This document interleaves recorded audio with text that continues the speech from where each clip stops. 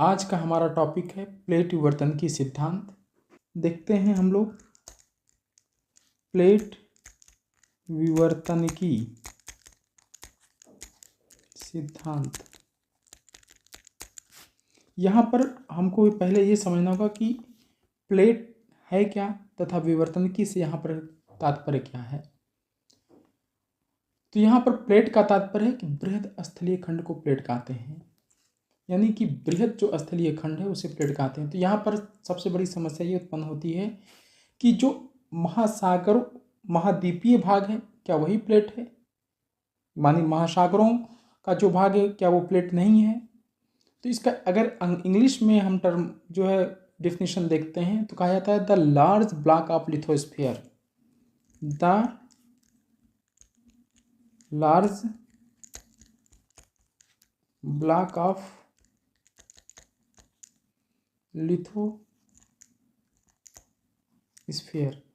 तो यहाँ पर लिथोस्फीयर शब्द को अगर हम देखें तो लिथोस्फीयर शब्द दो शब्दों से मिलकर बना हुआ है।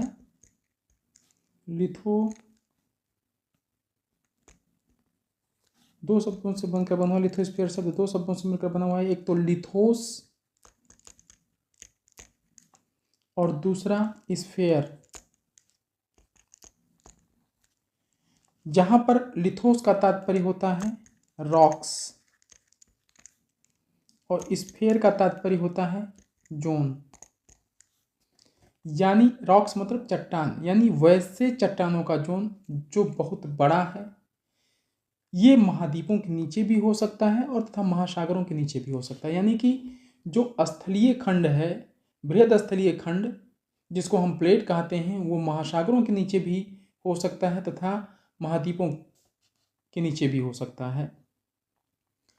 तो हम जैसा कि हम पिछले क्लासेस में हमने अध्ययन किया था पृथ्वी की आंतरिक संरचना की, तो पहले हम वहाँ से थोड़ा सा समझने का प्रयास करते हैं कि वास्तव में प्लेट कहेंगे किसे।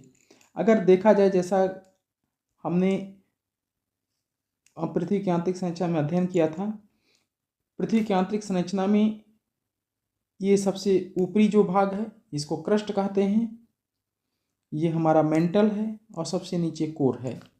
पुनः हमने देखा था कि जो क्रस्ट है इसको दो भागों में बांटा गया था, ऊपरी क्रस्ट तथा निचला क्रस्ट। इसी तरह मेंटल को भी दो भागों में बांटा गया था, अपर मेंटल, लोअर मेंटल, तथा कोर को भी दो भागों में बांटा गया था, अपर कोर तथा लोअर कोर। तो यहाँ पर हमको समझना यह है कि ये जो हमारा अपर क्रस्ट है ये है हमारा लोअर क्रस्ट, साथ ही साथ ये अपर मेंटल है, ये है लोअर मेंटल, ये है अपर कोर तथा ये है लोअर कोर।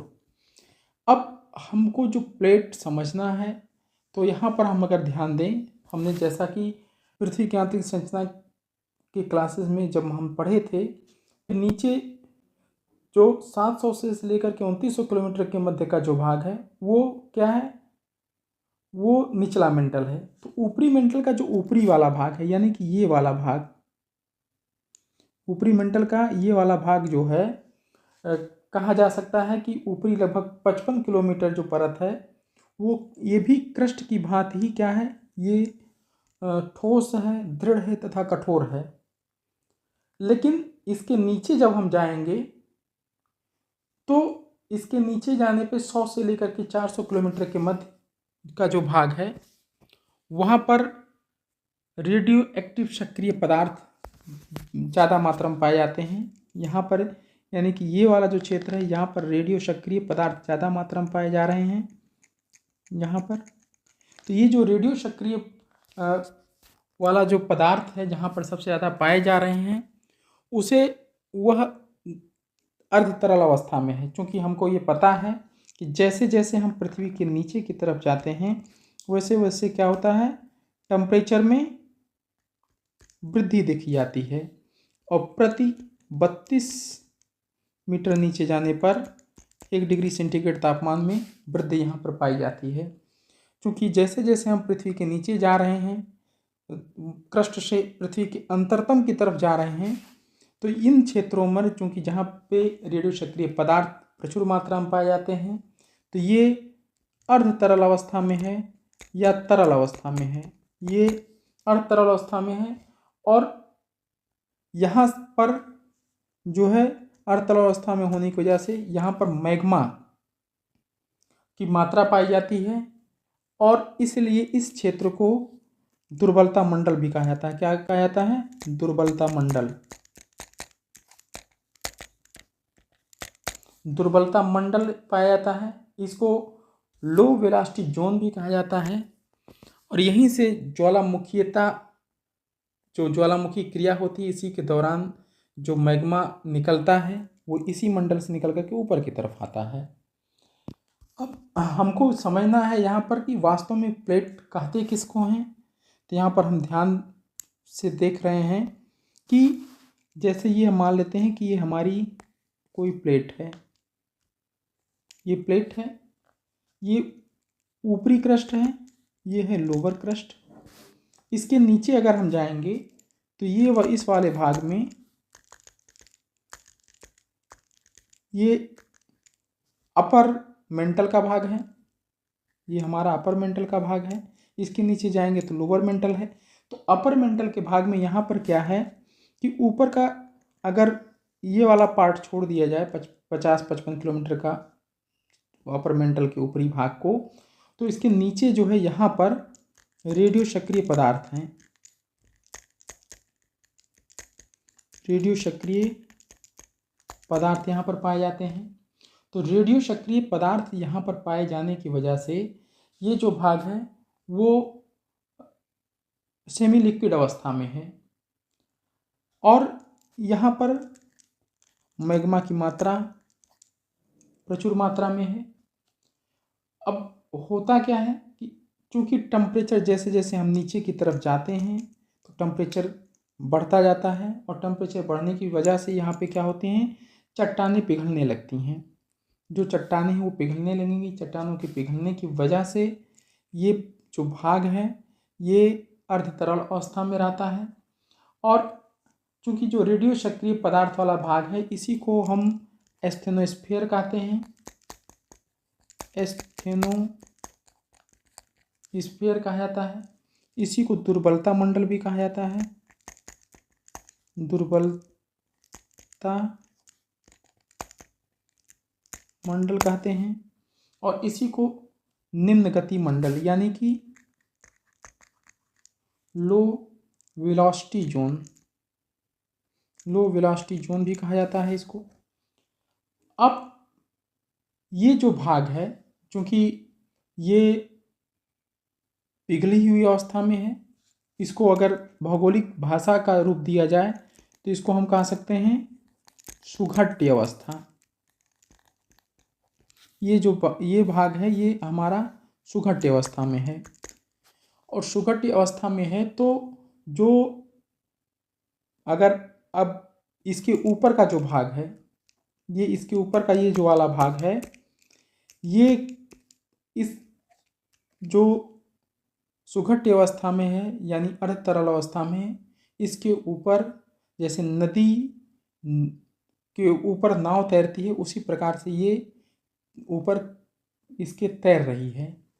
तो अगर इसको हम परिभाषित करें तो हम कह सकते हैं कि प्लेट का तात्पर्य है कि पृथ्वी के आंतरिक भाग में पृथ्वी के स्टेनोस्फीयर में तैरती हुई दृढ़ चट्टानें, यानी कि ये हमारा हो गया स्टेनोस्फीयर का भाग और इसके ऊपर ये जो दृढ़ भाग है इसके ऊपर तैर रहा है।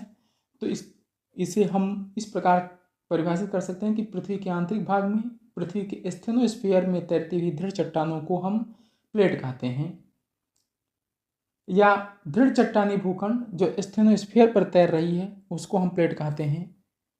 या इसको हम इस प्रकार से भी परिभाषित कर सकते हैं कि बृहद स्थलीय खंड जो कि सुघट्य अवस्था वाले स्थल मंडल के ऊपर अवस्थित है,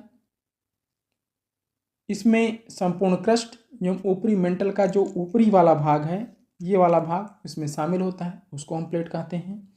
तो यहाँ पर हमने प्लेट को अच्छे से समझ लिया कि प्लेट वास्तव में कहते किसे हैं। अब नेक्स्ट जो है हम देखते हैं कि विवर्तनिकी वास्तव में विवर्तनिकी है क्या। विवर्तनिकी को अंग्रेजी में टेक्टोनिक कहा जाता है, इसको इंग्लिश में टेक्टोनिक के नाम से जाना जाता है। टेक्टोनिक का मतलब होता है विस्थापन, विस्थापन या प्रवाह,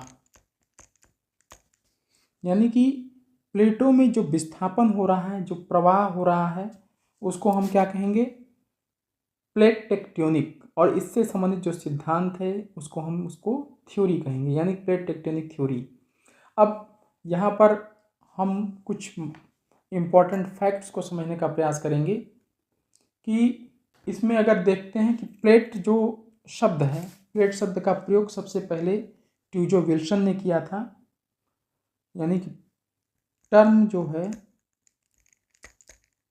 प्लेट किसने दिया, ट्यूजो विल्सन ने दिया था, ये ध्यान रखना है, ट्यूजो विल्सन ने दिया था। वहीं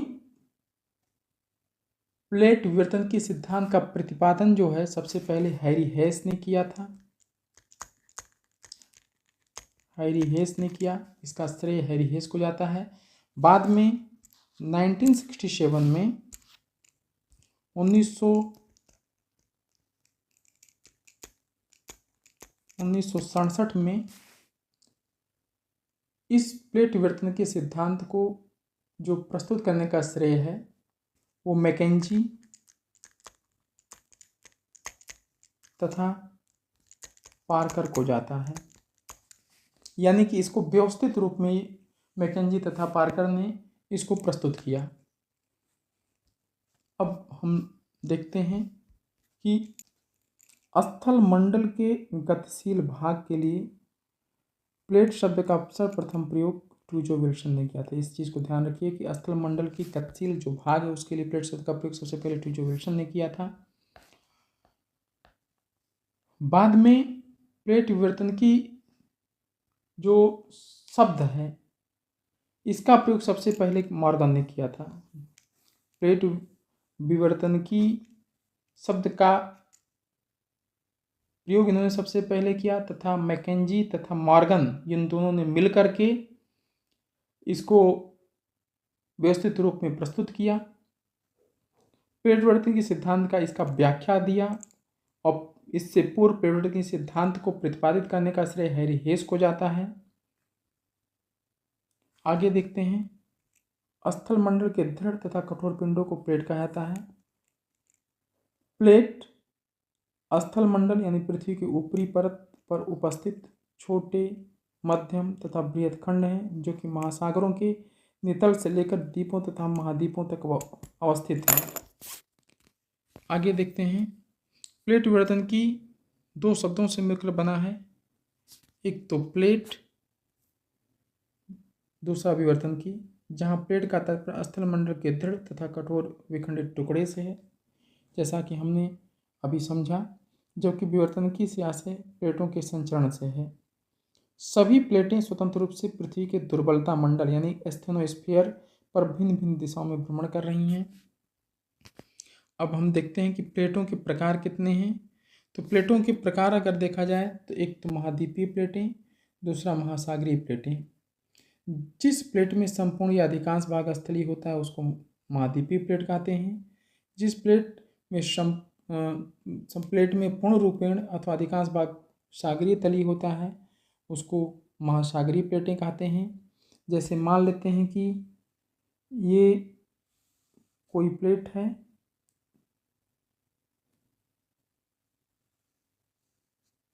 तो ये जो भाग है ये महाद्वीपीय प्लेट हो जाएगा और ये हमारा महासागरीय प्लेट हो जाएगा।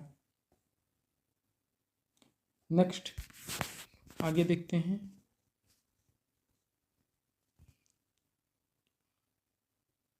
संख्या के दृष्टिकोण से अगर देखा जाए तो 7 परिप्लेटें तथा कई लघु प्लेटें धरातल पर पाई जाती हैं।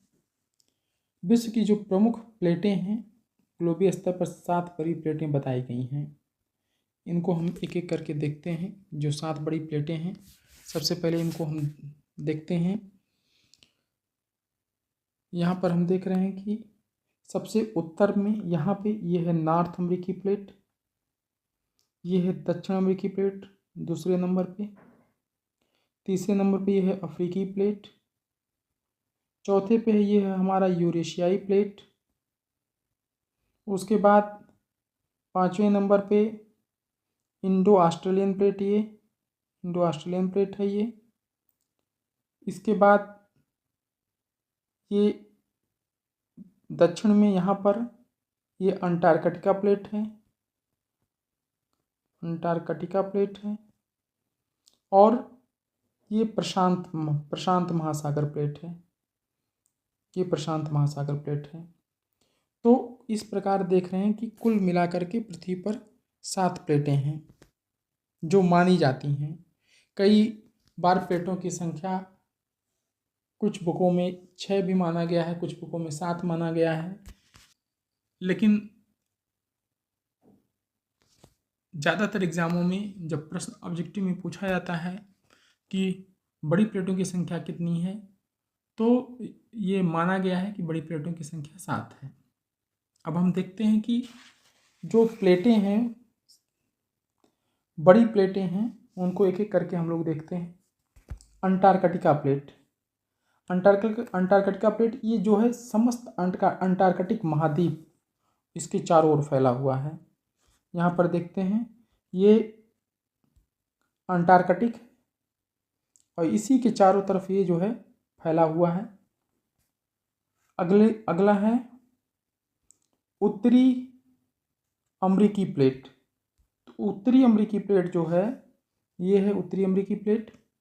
यह उत्तरी अमेरिका तथा मध्य अटलांटिक कटक, ये उत्तरी अमेरिका हो गया, ये हमारा मध्य अटलांटिक कटक है जो कि अटलांटिक महासागर के एकदम मध्य में है।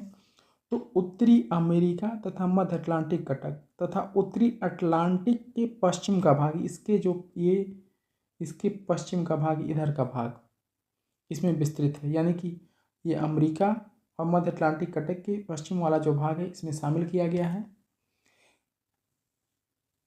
अगला है दक्षिण अमेरिकी प्लेट, ये हमारा दक्षिण अमेरिकी प्लेट है। तो दक्षिण अमेरिकी प्लेट में दक्षिण अमेरिकी महाद्वीप, ये पूरा दक्षिण अमेरिका महाद्वीप जो ग्रीन कलर से है, और मध्य अटलांटिक कटक के पश्चिम वाला भाग ये इसमें शामिल किया गया है। नेक्स्ट है प्रशांत महासागर, ये प्रशांत महासागर प्लेट है। ये विश्व की बहुत बड़ी प्लेटों में से एक है और ऐसा माना जाता है कि यह पूर्णतः महासागरीय प्लेट है। इस चीज़ को आपको ध्यान में रखना होगा कि पूर्णतः महासागरीय प्लेट अगर पूछा जाएगा तो प्रशांत महासागरीय प्लेट है। अगला है इंडो ऑस्ट्रेलियन प्लेट, ये है इंडो ऑस्ट्रेलियन प्लेट। यह महाद्वीपीय एवं महासागरीय दोनों प्रकार की प्लेट है, यानी कि इसमें महाद्वीपीय और महासागरीय दोनों के अभिलक्षण पाए जाते हैं और अधिकांश भारत, समस्त ऑस्ट्रेलिया, हिंद महासागर के अधिकांश भाग में फैला हुआ है। ये अधिकांश भारत का जो क्षेत्र है, इसके साथ ही साथ हिंद महासागर पूरा, ऑस्ट्रेलिया का भाग, ये सब इसी के अंतर शामिल किए गए हैं। नेक्स्ट है अफ्रीकी प्लेट। अफ्रीकी प्लेट का जो विस्तार है ये समस्त अफ्रीका, जो ये है पूरा अफ्रीका हो गया। इसके साथ साथ दक्षिण अटलांटिक महासागर का जो पूर्वी भाग है ये वाला, तथा हिंद महासागर के कुछ भागों पर ये विस्तृत है। ये हो गया अफ्रीकी प्लेट। नेक्स्ट है यूरेशियाई प्लेट। ये माना जाता है कि ये मुख्य रूप से महाद्वीपीय प्लेट है जो यूरोप तथा एशिया में विस्तृत है। अब इन प्लेटों के अतिरिक्त कुछ महत्वपूर्ण जो छोटी प्लेटें हैं उसको हम देखने का प्रयास करेंगे। इसमें जो महत्वपूर्ण छोटी प्लेट है ये है कोकोस प्लेट। छोटी प्लेटों में ये कोकोस प्लेट जो है ये मध्यवर्ती अमेरिका, जैसा कि हम देख रहे हैं, ये मध्यवर्ती अमेरिका जो मेक्सिको का क्षेत्र है और प्रशांत महासागर, इधर प्रशांत महासागर प्लेट है, तो इसके बीच में अवस्थित है। अगला है नजका प्लेट। नजका प्लेट का जो विस्तार है दक्षिण अमेरिका और प्रशांत महासागर, ये दक्षिण अमेरिका हो गया। इधर, और इधर प्रशांत महासागर हो गया। इसके बीच में ये फैला हुआ है नजका प्लेट, जो कि छोटी प्लेट है, लेकिन छोटी प्लेटों में ये सबसे बड़ी प्लेट है। कई बार ये प्रश्न पूछा जा सकता है कि छोटी प्लेटों में सबसे बड़ी प्लेट कौन सी, या कई 4 छोटी प्लेटों का नाम दे देगा, उसमें पूछ सकता है कि कौन सी सबसे बड़ी है इसमें से। तो आपको ध्यान में रखना होगा ये नजका प्लेट। अगला है अरेबियन प्लेट। अरेबियन प्लेट, इसमें अरब जो प्रायद्वीप है इसका अधिकांश भाग इसमें शामिल है। इसके अलावा कुछ अन्य प्लेटें हैं, जैसे फिलीपीन प्लेट यहाँ पर हम देख रहे हैं। ये एशिया महाद्वीप प्रशांत महासागर प्लेट के बीच स्थित, इधर एशिया महाद्वीप है और इधर प्रशांत महासागर है, इसके मध्य में अवस्थित है। इसके अलावा कुछ अन्य प्लेटें हैं जिसको आपको ध्यान में रखना होगा। एक है जॉन डी फ्यूका प्लेट, अगला है कैरिबियाई प्लेट, यहाँ पे एक है स्कोशिया प्लेट। इन प्लेटों को भी आपको, एक यहाँ पे कैरोलिन प्लेट, तो इन प्लेटों को आपको ध्यान में रखना होगा। कैरोलिन प्लेट जो है न्यू गिनी के उत्तर में अवस्थित है, फिलीपीन और इंडियन प्लेट के मध्य में। तो एक बार हम पुनः इसको देखते हैं कि कौन कौन सी प्लेटें कहाँ पर अवस्थित हैं।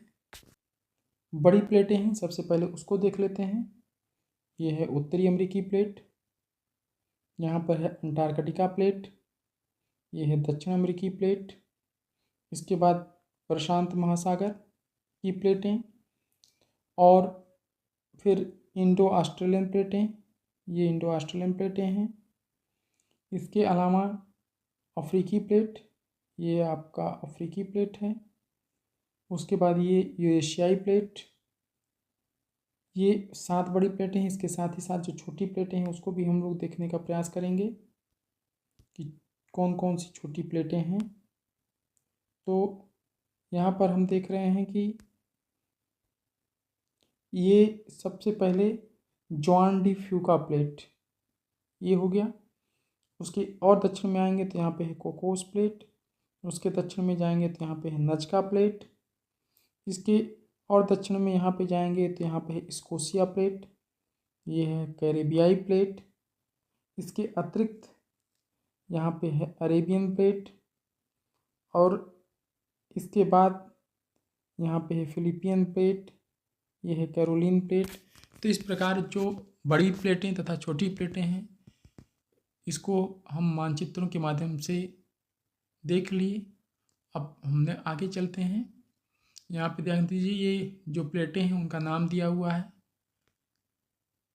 प्लेटों का नाम अंटार्कटिका प्लेट, नंबर 2 उत्तरी अमेरिकी प्लेट, तीसरा दक्षिण अमेरिकी प्लेट, चौथा प्रशांत महासागरीय प्लेट, ये पूर्णतः महासागरीय प्लेट है।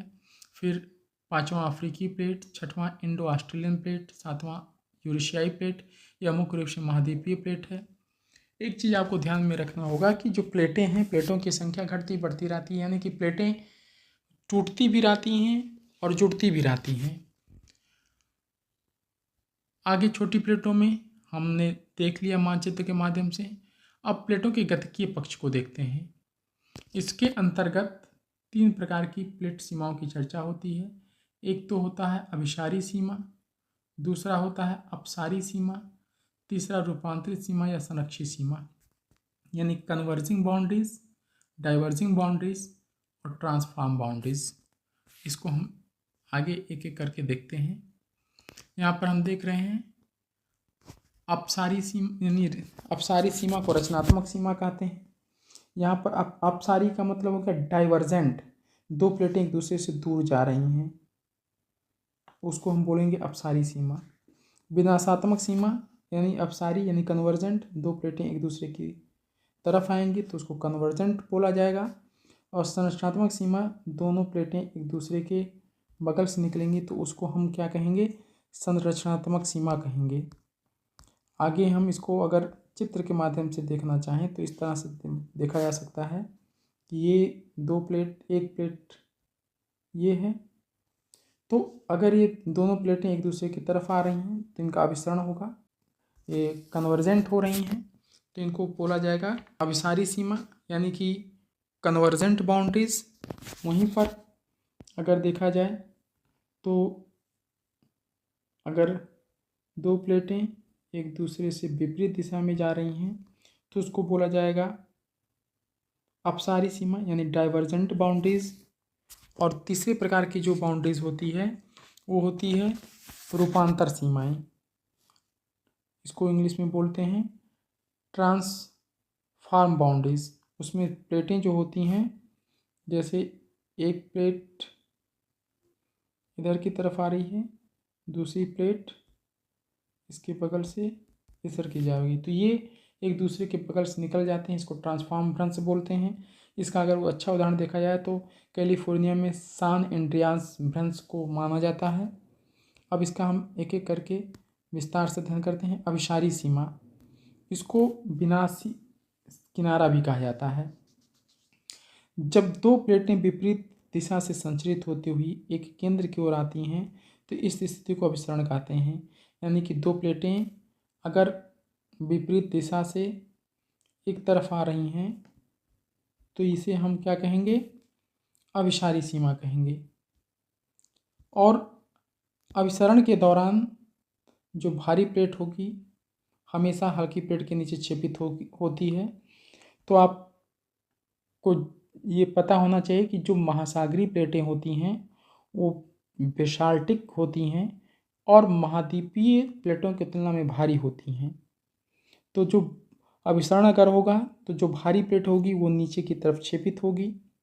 जहाँ पर छेपड़ होता है उसे अधोगमन क्षेत्र यानी सबडक्शन जोन कहा जाता है। यह अधोगमन या प्रोस्टन मुख्यतः 3 तरह से होता है। देखते हैं किस कौन कौन से।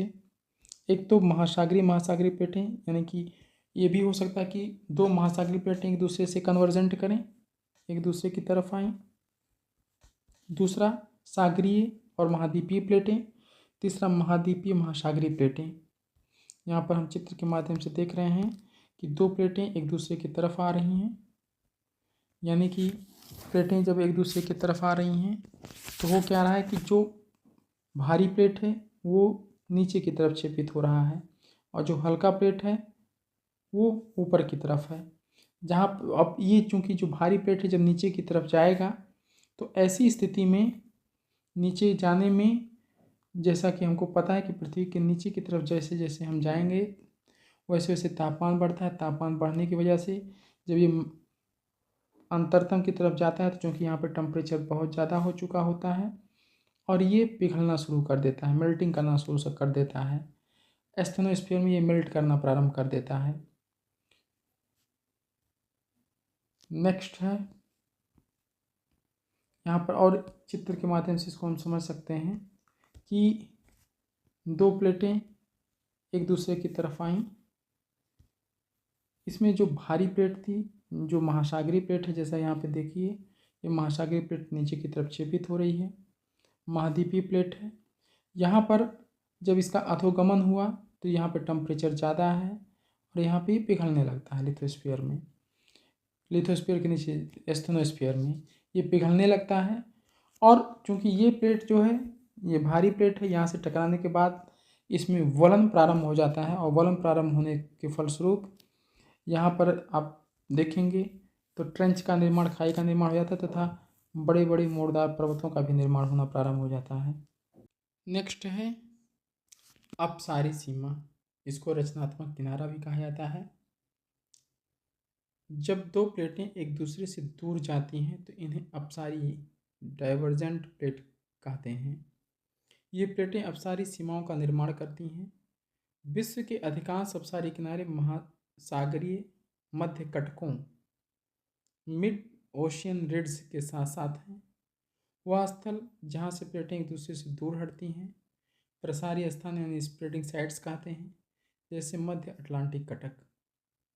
आगे देखते हैं यहाँ पर हम देख रहे हैं कि दो प्लेटें हैं जो एक दूसरे से दूर जा रही हैं। इसमें प्लेटें एक दूसरे से दूर जाने के क्रम में होता क्या है कि पृथ्वी के अंतरतम में, चूँकि पृथ्वी के अंतरतम में मैग्मा ये आपका एस्थेनोस्फीयर वाला भाग है, यहाँ से जो संवहनीय धाराएं हैं वो धीरे धीरे ऊपर की तरफ उठती हैं। ऊपर की तरफ जब उठती हैं तो ये प्लेटों को धीरे धीरे कमज़ोर करके उसको तोड़ देती हैं। और चूँकि जब संवहनी धाराएं ऊपर की तरफ उठ रही होती हैं तो इस दौरान जो है ये ऊपर आने के बाद यहाँ से इधर की तरफ और इधर की तरफ ये मूव करती हैं। इसके साथ ही साथ ये जब इसको तोड़ कर देती हैं तो कई बार ये मैग्मा के रूप में मैग्मा ऊपर की तरफ आकर के इसके बीच में से बाहर निकलना शुरू कर देता है तथा ज्वालामुखी विस्फोट का रूप ले लेता है। इसमें होता ये है कि चूँकि यहाँ से जो संवहनी धाराएं ऊपर की तरफ आ रही हैं तो यहाँ पर आने के बाद ये दोनों तरफ मुड़ जाती हैं। इसके मुड़ने की वजह से यानी कि इसके जो मूवमेंट होता है उसकी वजह से, साथ ही साथ इसके मध्य भाग में जो भाग है वहाँ पर चूँकि मैग्मा जाकर के जमा होता है उसके दबाव की वजह से प्लेटें जो है दो अलग अलग दिशाओं में ये संचरित करना प्रारंभ कर देती हैं। यानी कि इसमें जो गति होती है संवहनिक धाराओं की गति की वजह से, यानी कि संवहनिक धाराएं जो ऊपर उठ करके लेफ्ट और राइट की तरफ मुड़ रही हैं इसके वजह से, तथा बीच में मैग्मा के दबाव यहाँ पर आकर के मैग्मा यहाँ से आकर के यहाँ पे भर जाता है, इसके दबाव की वजह से प्लेटें एक दूसरे से दूर जा रही होती हैं और यहाँ पर कटक का निर्माण करते हैं। जहाँ से ये मैग्मा निकल रहे होते हैं वहाँ पर नई प्लेटों का निर्माण हो रहा है, नई प्लेटों का निर्माण होता है। अर्थात अगर देखा जाए तो प्लेटों के अपसरण की जो शक्ति है वो जो संवहनिक धाराएं होती हैं उसकी वजह से ये क्या होते हैं, हार्ट प्लूम ऊपर की तरफ उठते हैं और उसकी वजह से प्लेटों में दोनों की तरफ गतियाँ पाई जाती हैं।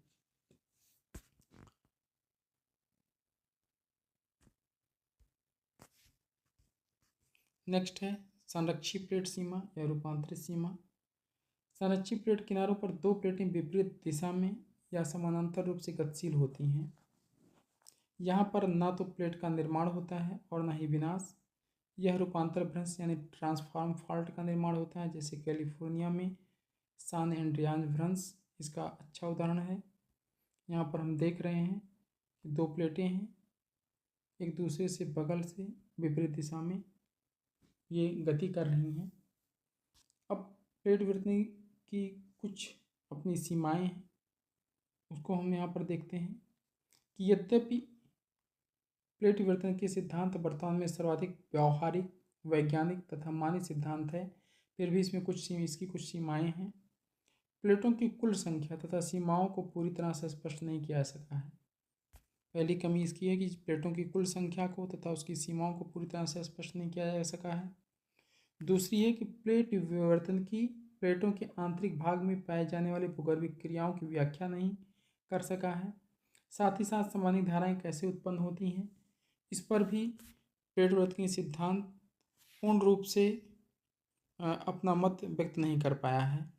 अगर आपको हमारा कॉन्सेप्ट समझ में आ रहा है और वीडियो पसंद आ रही है तो इसे लाइक करना ना भूलें, अपने दोस्तों के साथ शेयर करना ना भूलें ताकि उन्हें भी इसका फ़ायदा मिल सके। साथ ही कमेंट करके बताइए कि हमारा यह वीडियो कैसा लगा।